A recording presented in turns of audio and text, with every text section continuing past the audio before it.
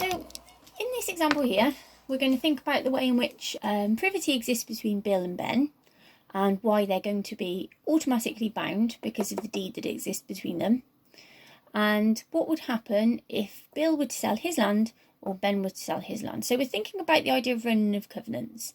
So Bill and Ben have created a covenant between them, and as you might be able to see, this covenant concerns caravans, and the covenant is going to be restrictive, and it's going to prohibit the keeping of the caravan on the drive. So Bill is the covenanter. He has the burden of the covenant. So he promises Ben not to keep the caravan on his drive. Okay. They both sign the deed, therefore privity exists between them. Okay, they've both signed this, and because of privity, either party can sue or be sued under the document. Okay, we talked about privity last time. So they're both signing this document, privity now exists, they're both bound by the terms contained within here. So that's straightforward. Therefore, if Bill tries to breach his covenant, Ben can sue him in respect of that breach, and we call that breach of covenant. But what happens then if Bill decides to sell his covenant, his property, to Sandy? Okay, so he's now going to sell that there to her. Sandy isn't party to the contract, so no privity is going to exist between Sandy and Ben. So Sandy is really into caravanning. She's part of the caravan club, got a lovely caravan. She wants to know if she can park it on the drive. And she's saying, well, I didn't sign this deed, so why am I bound by it? That was Bill. Bill did that. So what Ben needs to be able to do in order to enforce the covenant against Sandy is to prove that the burden that Bill has passed with the land to Sandy. So has the burden attached itself to the land, and is that burden now passing with the land to Sandy? So we've got to be able to establish that the burden of the covenant has passed to Sandy. Now there are two ways that Ben can do that. He can either show that under the common law the burden is passed, and that's going to be very difficult for him. The common law is fixed, harsh and rigid, so he probably won't get very far. And because the common law is fixed, harsh and rigid, we know that equity likes to pop up and do its thing and might be able to offer some sort of protection to Ben in respect of this. So Ben can then go away and see if in equity this covenant is going to pass with the land. So does the burden of the covenant run in equity? So we'll explain that in the new audio recording that you'll listen to in a moment. But for the time being, there's no privity here. So Ben's got a job to do insofar as proving that the burden of this covenant passes with the land to Sandy.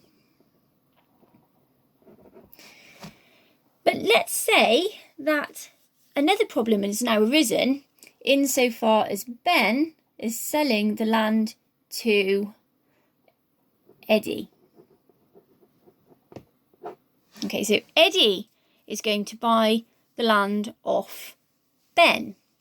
So now we've got a real problem here, okay, because Eddie didn't enter into this covenant with Bill. So Bill is now saying, well, stuff Eddie, he's not party to this document here. He wasn't party to the original agreement. So now I quite like a caravan myself. So I'm going to buy a caravan and I'm going to stick it on the drive. And there's nothing Eddie can do about that because at the moment, forget about Sandy. There's no privity between Eddie and Bill. Now, in order for Eddie to prevent Bill from putting his caravan on the drive, Eddie has to show that the benefit of the covenant ran with the land when he bought it from Ben to him. Okay, so he's going to be able to show that the benefit passed with the land to him. And then we don't have privity between Bill and Eddie, but the benefit passed with the land to him. So now he can enforce it against Bill.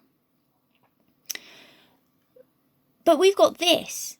So actually we've got Sandy here and Eddie here. And now Bill and Ben have gone.